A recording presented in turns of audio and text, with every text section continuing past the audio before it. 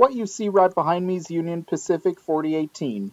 Union Pacific 4018 was built by Alco in Schenectady, New York in 1942 and is the 695/89th steam locomotive built by that factory and is a 4884 big boy type steam locomotive, and this locomotive is known as a big boy and the locomotive's class is 48841.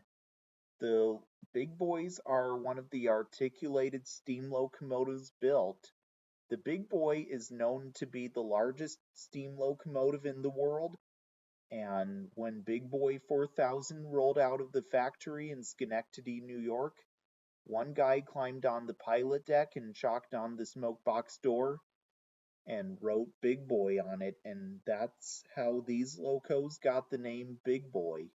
Also, the big boys ran between Cheyenne, Wyoming and Ogden, Utah, and hauled freight up Sherman Hill in Wyoming when it was still operating. Then, in 1963, the locomotive was retired. Also, the tender the locomotive was given originally belonged to 4000, which is the original big boy that was scrapped years ago.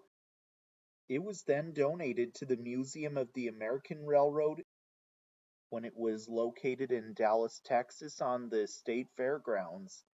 Then in 2011, when the museum started moving out of the original location to Frisco, Texas, this locomotive, along with most of the pieces, were transferred by the Burlington Northern Santa Fe Railroad. It was likely the last piece of equipment to leave the fairgrounds and was part of the last train out of the Texas State Fairgrounds.